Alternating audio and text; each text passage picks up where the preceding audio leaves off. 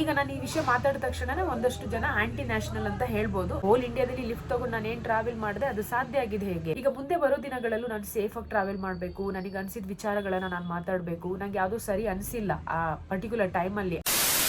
ಗೊತ್ತು ನನಗೆ ನೀವು ಇವಾಗ ಈ ವಿಡಿಯೋ ಕ್ಲಿಕ್ ಮಾಡಿದ್ದು ಏನಾದ್ರು ಟ್ರಾವೆಲ್ ಅಪ್ಡೇಟ್ ಇದೆಯಾ ಅಂತ ಕೇಳಕ್ಕೆ.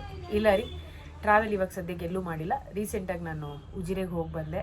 ಉಷಾ ಅವರಮ್ಮ ತುಂಬ ಮಿಸ್ ಮಾಡ್ಕೊತಾ ಇದ್ರು ಬನ್ನಿ ಮನೆಗೆ ಅಂತ. ಸೊ ನಮಗೂ ಒಂದು ಬ್ರೇಕ್ ಬೇಕಿತ್ತು, ಅಲ್ಲಿ ಹೋದ್ವಿ ಬಂದ್ವಿ. ಆ ಕತೆ ಈಗ ಮುಂದೆ ಬರುತ್ತೆ, ನೀವು ನೋಡ್ತೀರಾ. ಡೈರೆಕ್ಟ್ ವಿಷಯಕ್ಕೆ ಬರ್ತೀನಿ.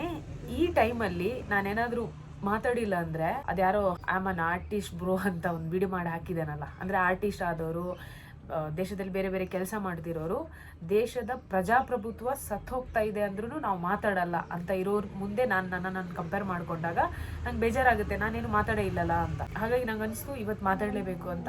ನೋಡಿ, ನಮ್ಮ ಆರ್ಗನೈಸೇಷನ್ ಕೂಡ ಕೆಲಸ ಮಾಡ್ತಾ ಇರೋದೇ ಎಜುಕೇಷನಿಗೋಸ್ಕರ. ಪ್ರತಿಯೊಂದು ಮಗುಗೂ, ಅಂದರೆ ನಾವು ಕೆಲಸ ಮಾಡೋ ಕಮ್ಯುನಿಟಿಯಲ್ಲಿ ಪ್ರತಿಯೊಬ್ಬ ಮಗುನು ಮಿನಿಮಮ್ ಎಜುಕೇಷನ್ ತಗೊಳ್ಲೇಬೇಕು. ಆ್ಯಂಡ್ ಅವರವರ ಡ್ರೀಮ್ ಏನಿದೆ ಅವ್ರು ಅಚೀವ್ ಮಾಡಬೇಕು, ಅದನ್ನು ನಾವು ಫೆಸಿಲಿಟೇಟ್ ಮಾಡ್ತೀವಿ. ಇದು ನಮ್ಮ ಆ್ಯಕ್ಚುಲಿ ಕೆಲಸ. ಕೆಲವರಿಗೆ ಗೊತ್ತಿಲ್ಲದೆ ಇರ್ಬೋದು ನಾನು ಎಲ್ಲಿ ಕೆಲಸ ಮಾಡ್ತಾ ಇದ್ದೀನಿ ಅಂತ. ಮಕ್ಕಳ ಜಾಗೃತಿ ಆರ್ಗನೈಸೇಷನ್ ವೆಬ್ಸೈಟ್ ಇದೆ, ಲಿಂಕ್ ಕೊಟ್ಟಿರ್ತೀನಿ, ಪ್ಲೀಸ್ ವಿಸಿಟ್ ಮಾಡಿ. ಸೊ ಆ ಸಂಸ್ಥೆಯಲ್ಲೇ ನಾನು ಕೆಲಸ ಮಾಡ್ತಾ ಇರೋದು. ಹಾಗೆ ಟೈಮ್ ಸಿಕ್ಕಾಗ ಟ್ರಾವೆಲ್ ಮಾಡ್ಬೇಕಂತ ಅನ್ಸಿದಾಗ ಟ್ರಾವೆಲ್ ಮಾಡ್ತಾ ಇರ್ತೀನಿ. ಓಕೆನಾ? ಈಗ ಇವತ್ತಿನ ಈ ವಿಡಿಯೋನಲ್ಲಿ ಯಾವುದೇ ರೀತಿ ಟ್ರಾವೆಲ್ ವಿಷಯ ನಾನು ಮಾತಾಡ್ತಾ ಇಲ್ಲ. ದೇಶದ ಒಂದು ಪ್ರಜೆಯಾಗಿ ಪ್ರಜಾಪ್ರಭುತ್ವ ಸಾಯ್ತಾ ಇದೆ, ಸಾಯ್ಬಾರ್ದು ಅಂತ. ಯಾಕಂದ್ರೆ ನಿನ್ನೆ ಆಗಿರೋ ಘಟನೆ ಇದೆಲ್ಲ, ನಿನ್ನೆ ಈ ಡೇಟಿಗೆ ಈ ಘಟನೆ ಆಗಿದೆ. ಈ ವಿಡಿಯೋಸ್ ನೀವು ನೋಡಿದ್ರೆ ಗೊತ್ತಾಗುತ್ತೆ ಏನ್ ಘಟನೆ ಅಂತ.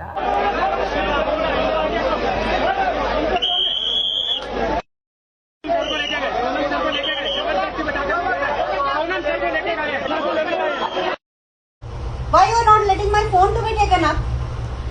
You understand, sir? Article 32 as a free individual. पहले आप प्लीज समझिए, आइए मैं प्रोफेशनल, मैं मरीज के इलाज। So please be professional. बाकी जो चीजें हैं वो एडमिनिस्ट्रेशन की, उनमें This is a fundamental right. आपका फोन यहाँ रखा जाएगा, मैं फोन नहीं रखने वाला नहीं हूँ, ना मैं रखूंगा, ना मेरा कोई इसमें मतलब है। ठीक है, पुलिस बाहर लगी है, ये मैंने नहीं लगाई। जो भी हुआ है, मेरा जो काम है इलाज का, वो मैं करता हूँ। तो आपसे अगर उनके बारे में बात करें, मेडिकल बारे में बात करें, मैं कर सकता हूँ। बाकी चीजें आप नॉट बात कर सकता हूँ। Sir, you got him on medical grounds here, right? There is nothing else happening. Why are we not allowed to take our phone upstairs? Why are we not getting a digital copy of the medical report? पड़ेगा मैं मरीज की हालत के बारे में बता सकता हूँ। For this, you're compelling us और क्या कर सकते हैं? मैं केवल उनकी कंडीशन के बारे में बता सकता हूँ, मेडिकल स्टेटस के बारे में। ಈಗ ನಾನು ಈ ವಿಷಯ ಮಾತಾಡಿದ ತಕ್ಷಣನೇ ಒಂದಷ್ಟು ಜನ ಆಂಟಿ ನ್ಯಾಷನಲ್ ಅಂತ ಹೇಳ್ಬೋದು. ನಾನೇನಾದ್ರೂ ಈಗ ಸಿಸ್ಟಮ್ ವಿರುದ್ಧ ಅಥವಾ ಈ ಸಿಸ್ಟಮ್ ಅಲ್ಲಿ ಆಗ್ತಿರೋ ವಿಚಾರದ ಬಗ್ಗೆ ನಾನು ಮಾತಾಡದೇ ಇದ್ರೆ ಬೇರೆಯವ್ರು ಏನಂತಾರೋ ಅಂತ ನನಗೆ ಚಿಂತೆ ಆಗೋಕ್ಕಿಂತ ಅಯ್ಯೋ ನಾನೇನು ಮಾತಾಡಿಲ್ಲ ಅಲ್ಲ ಅನ್ನೋ ಬೇಜಾರು ನನಗೆ ಆಗ್ಬಹುದು, ಮುಂದಾಗ್ಬೋದು. ಯಾಕಂದರೆ ನನಗೆ ನಮ್ಮ ಅಕ್ಕನ ಮಕ್ಕಳಿದ್ದಾರೆ, ಸೊ ಅವ್ರ ಭವಿಷ್ಯ ಕೂಡ ಇಂಪಾರ್ಟೆಂಟು. ನಾವು ಹೇಗೇಗೋ ಈ ಹಾಳಾಗಿರೋ ವ್ಯವಸ್ಥೆಯಲ್ಲಿ ಶಿಕ್ಷಣ ತಗೊಂಡು ನಮ್ಮ ಓನ್ ಟ್ಯಾಲೆಂಟಿಂದ ಇಲ್ಲಿವರೆಗೆ ಬಂದಿದ್ದೀವಿ. ಬಟ್ ಮುಂದಿನ ಮಕ್ಕಳಿಗೆ ಭಾಳ ಕಷ್ಟ ಇದೆ, ಅವ್ರ ಭವಿಷ್ಯ ನಮ್ಮ ಕೈಯಲ್ಲಿದೆ. ಓಕೆ, ಇವಾಗ ಏನೆಲ್ಲ ಆಗಿದೆ ನಿಮಗೆ ಗೊತ್ತಿದೆ. ನಾನು ಯಾವುದೇ ಪಕ್ಷದ ಬಗ್ಗೆ ವಿರೋಧ ಆಗಲಿ ಅದನ್ನು ವಹಿಸ್ಕೊಂಡು ಮಾತಾಡ್ತಾ ಇಲ್ಲ. ಆ್ಯಕ್ಚುಲಿ ಬೇಜಾರಾಗಿರೋದು ಪ್ರಜಾಪ್ರಭುತ್ವ ದೇಶದಲ್ಲಿ ಈ ರೀತಿ ಘಟನೆಗಳಾಯ್ತಾ, ಅದು ಫಸ್ಟ್ ಟೈಮ್ ಆಗಿರೋದು. ಇತಿಹಾಸದಲ್ಲಿ ಒಬ್ಬ ಉಪವಾಸ ಕೂತ ವ್ಯಕ್ತಿಯನ್ನ ಈ ರೀತಿ ಹೇಳ್ಕೊಂಡು ಹೋಗಿರೋದು ವೆರಿ ಫಸ್ಟ್ ಟೈಮ್.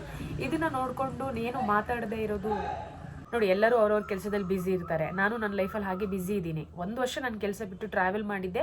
ಅದೇ ವೀಡಿಯೋಸ್ಗಳನ್ನು ನೀವು ನೋಡ್ತಾ ಇರ್ತೀರಾ. ನೀವೇನು ಅನ್ಕೊಂತೀರಾ ನಾನು ಫುಲ್ ಟೈಮ್ ಟ್ರಾವೆಲೇ ಮಾಡ್ತಾ ಇರ್ತೀನಿ ಅಂತ. ಹಾಗಿಲ್ಲ. 1 ವರ್ಷ ಟ್ರಾವೆಲ್ ಮಾಡಿದ್ಮೇಲೆ ನಾನು ಕೆಲಸ ಬಿಟ್ಟ ಜಾಗದಲ್ಲೇ ಮತ್ತೆ ಬಂದು ಕೆಲಸ ಕಂಟಿನ್ಯೂ ಮಾಡ್ತಾ ಆಗಾಗ ನಾನು ಟ್ರಾವೆಲ್ ಮಾಡ್ತಾ ಇರ್ತೀನಿ.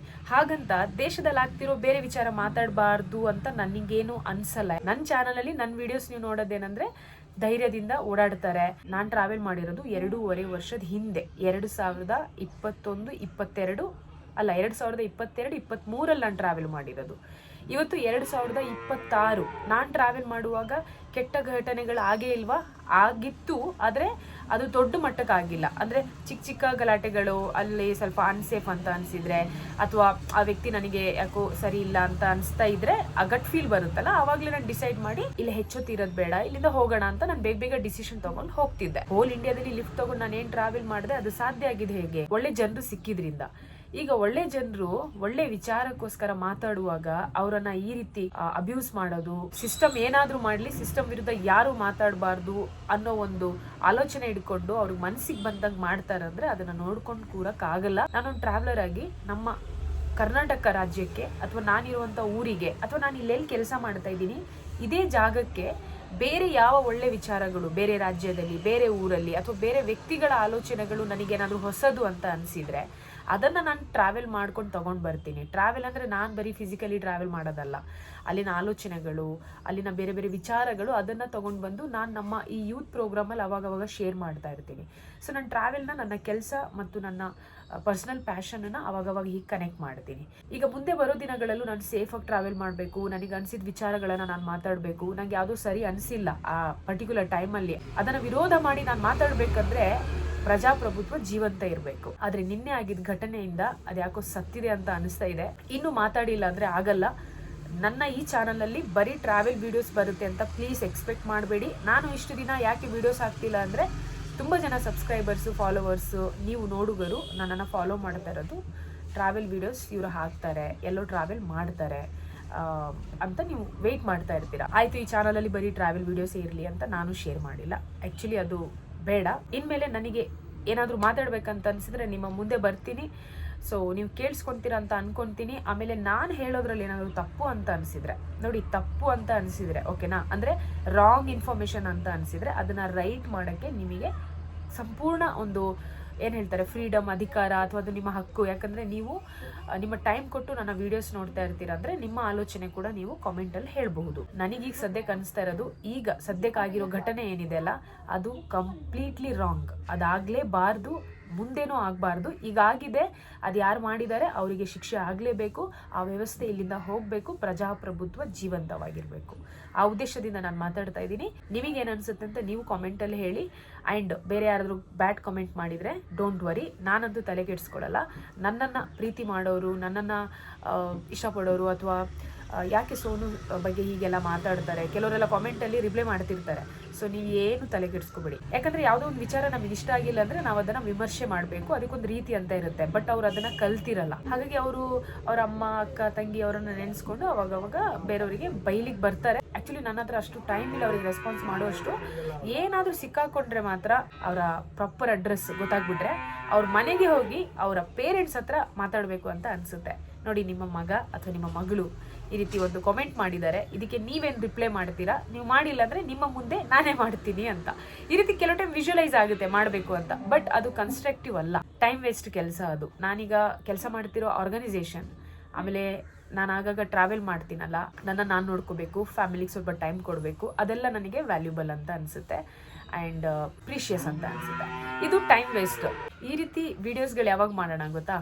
ಕೆಲಸ ಇಲ್ಲ, ಆರಾಮ್ಸೆ ಕೂತಿದ್ದೀನಿ, ಸುಮ್ಮನೆ ಟೈಮ್ ಪಾಸ್ ಮಾಡಬೇಕು, ಅವಾಗ ಯಾರಾದರೂ ಸಿಕ್ಕಾಕೊಂಡ್ರೆ ಅವರ ಮನೆಗೆ ಡೈರೆಕ್ಟಾಗಿ ಹೋಗಿ ಈ ರೀತಿ ವಿಡಿಯೋ ಮಾಡೋಣ ಅಂತೆ.